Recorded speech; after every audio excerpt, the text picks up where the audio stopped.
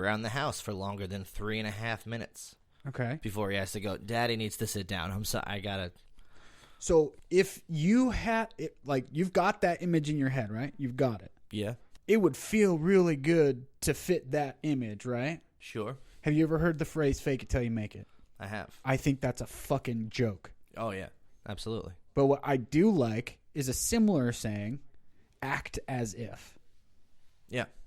So if you want to get to that point and have that image become reality, you have to act as if. And you're not going to be able to do that overnight, right? No. But you could start making small daily disciplines, like we talked last episode. Yes, the daily discipline. Small daily disciplines. And we could scratch that and say, like, start with once a week and then build it up from there, you know? Yeah. Like, go one time a week, 2 times a week, 3 times a week. I mean, I go to the gym 4 or 5 times a week, and I rarely ever work out for longer than an hour. Right. Well, I heard you're not really supposed to do, like, more than that because you could, like, you'll plateau, essentially. I mean, there's a lot of different. Yeah, I mean, I don't know. I'm no expert. Yeah. I'm not Jack LaLanne over here. Yeah, doing jumping jacks. Yeah, that's fine. You'll get there. I don't know. Hopefully. I mean, if you want to. If your why is bigger than your why not. Yeah, well, we'll see. So we'll see what happens. So let me tell you a little bit about my image that I had of myself before I started working out pretty consistently. Sure. I was almost 200 pounds, a 5'7", almost 200-pound guy. That's big. Yeah, it was really big for me and what I felt my image should be, right?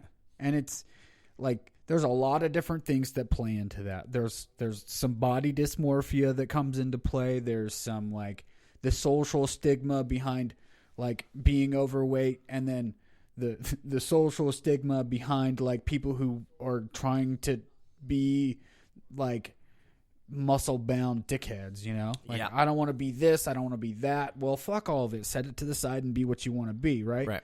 And so I stopped eating meat, was vegetarian for 4.5, 5 years. And I started doing the Shakeology and Beachbody stuff. I hated the Beachbody workouts. It was, in my defense, and Beachbody's defense, I was living in a halfway house at the time, and working out in front of a bunch of felons was fucking weird, personally. I can imagine. Yeah. Yeah, it was really uncomfortable. They're like, this dude's working out. And Look at this asshole. Yeah, and they're, like, smoking, like, 3 packs of cigarettes a night and whatever. I might be exaggerating a little bit, but still. So I started working out at the gym. I started to see progress. I started to like, feel better in my own skin. I started to do the personal development stuff, the personal daily disciplines, the listening to podcasts, finding YouTube videos like we've been listening to, finding audiobooks and regular books. I prefer audiobooks. I listen and learn better. I learn better with the auditory system for whatever reason. I'm not sure. I feel like people learn it different. People learn different things different ways. It doesn't there doesn't need to be a why. Yeah, and that's totally true. Boom, personal growth. Yeah, bam, boom. So, I'm just gonna Ed McMahon this entire episode. Just, you are correct, sir. Bam. That's all I'm gonna do. Okay, the way you dress, the way you talk, those are things that I kind of use on stage as a comic. Like the way you talk and the way you dress? Oh yeah, absolutely. Like, okay. if I know I've got, like, an important show, or even maybe not necessarily an important show, but, like, if I'm doing a string of shows at a comedy club or whatever, I generally try and I try to look as good as I can. Right. Because, like, people don't necessarily care what the comedian looks like on stage, but I feel like if I show up and I've got, like, a nice jacket on and, like, the slick jeans or whatever, the things that I say will have a little more impact, as opposed to if I go up there in, like, a ratty t-shirt with holes in my knees and things like that. I feel like I can command the audience better if they look at me and think, oh, he's supposed to be there. This is a guy who's supposed to be on stage right now doing what he's doing. Let's pay attention. Do you think that part of that is completely mental for you? Like where... Oh, absolutely. Because you cannot... you're in... Unless you are a mind reader, you're incapable of being able to have any anticipation of what the people are actually thinking. Oh, yeah, no. And so it's all like mental. Like I'm going up with this sense of confidence because I'm wearing what a person that does this would wear. Yeah, I mean, essentially. I mean, like, because back in the day, you know, a lot of my influences comedically, well, maybe not a lot of them, but a few of them, like Jerry Seinfeld wears a suit. Dean Martin and Jerry Lewis would perform in tuxedos. Absolutely. You know, so there's a certain, like, at the risk of sounding pretentious, there's a certain je ne sais quoi about being a performer on stage where people are, like, I don't want people to say, well, I spent $20 for this and this is what this asshole looks like. Yeah. You know what I mean? Yeah, like, yeah, so yeah. it's more, because it's perception is reality, right? That's what people say. Absolutely. So for me, I don't want to look like a bum on stage because that's not the show you came to see. You know what I mean? Like if you're, especially if I'm doing a show with like a bigger name following me, I want to make sure that they don't feel like I'm just the opening act they have to sit through before they get to Pink Floyd. You know what I mean? Like I want to be just as good, if not better. And one way that I can do that is by the way that I'm holding, the way that I'm carrying myself, and the way that I'm dressed. So people will look at me again and go, "Oh, yeah, he's supposed to be here. Right. Let's hear what he has to say." Okay.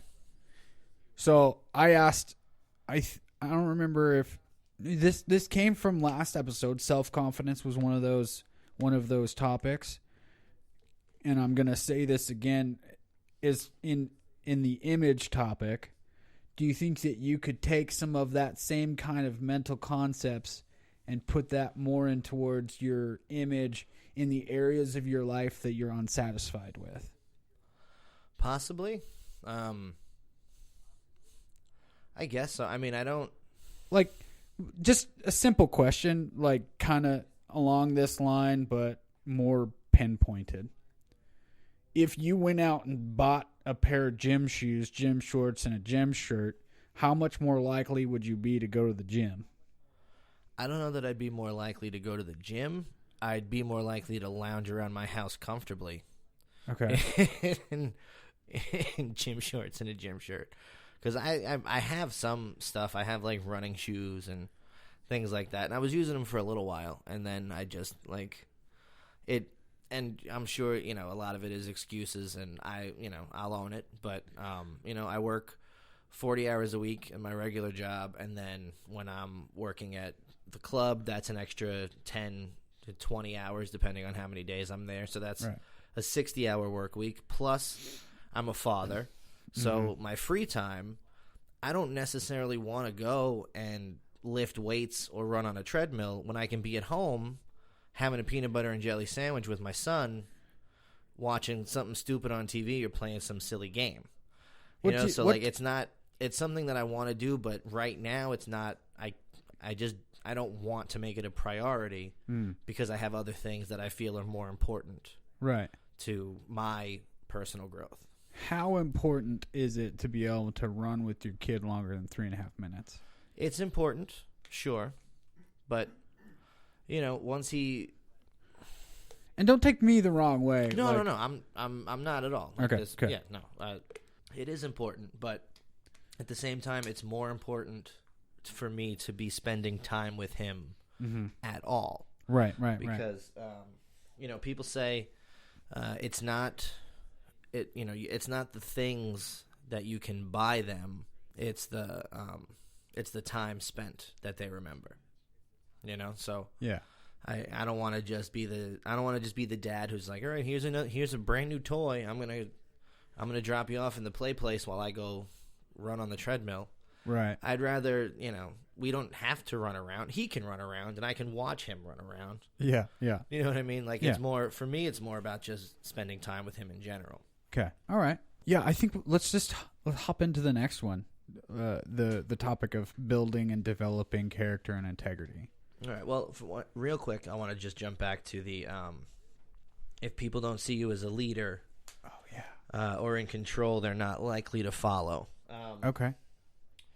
I haven't really I have the idea. I feel like there are times where it's good to be a leader, but other times I think you can accomplish more following. Like I saw a picture of a wolf pack walking along whatever, and they said that the older wolves are leading the pack because they set the pace, and then the alphas are in the back following everybody else so that they can keep watch of what's going on and keep everything together. So I don't know. I feel like there is a lot of merit to being a follower just in certain situations where you need to take a step back and how can I want to take a step back. What did you say about the alphas?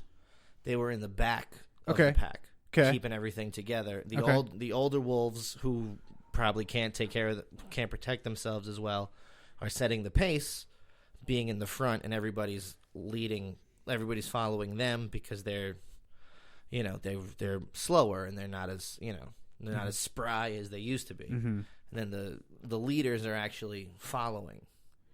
But I'm pretty sure I heard you say they're leading from behind. Yeah. So, I mean, I see what you're saying, and I think there's some validity to it, right? But the idea is, they're still leading. Yes, but from a follower's position. So, right. you can lead without being the leader. You know what I mean? Yeah.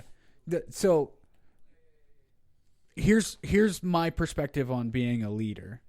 A lot of times when people are like, I want to be a leader because I want people to follow me, that's a very common perception of what a leader is. Speaking of following, you can follow me on Twitter at erocktheworld. I'm sorry. No, go for it. Well, I couldn't resist. Shameless plug. Please do it. At erocktheworld, all one word, on Twitter. Check it out. Anyway, back to what you. I'm sorry. I didn't mean to. Dude, you're fine. I fucking love that shit. Okay, so, I threw off your whole train of thought, didn't I? Yeah. Shit. I'm sorry. Oh, the common perception of a leader by people. This is. I could be totally wrong. Okay, so. Full disclosure, I could be wrong. I have no qualms with admitting that. But a common perception, at least a perception that I had before I started to get into this field, was that leaders are just looking to create followers. Right. But the perception of a leader that I have now is that leaders are creating more leaders. Yeah. And so that taking the wolf pack mentality, the alphas that were leading from behind, they are allowing, maybe that's not the right term to use, but for a lack of a better term, allowing the older and younger wolves the opportunity to lead, because a good leader allows other people to lead as well. Right. Yeah. No. Absolutely. And that makes a lot of sense. I think the Wolfpack thing, though, is more out of necessity. Because they need the strong guys on the back side? They need the strong guys in the back, and because the old ones can't keep up with the rest of the pack, so they're in the front to set the pace. Right. So that nobody's going to, lap them. Okay. But, I mean, I definitely understand what you're saying in terms of, leaders create more leaders, because you don't want to, you got to be able to, self-reliance. Yeah. You can follow somebody to a point, but... eventually the student becomes the teacher. Right. Things like that. So, yeah. Absolutely. Taking the power of self-reliance, having an image that you're working towards having that would be like your ideal self or whatever, right? And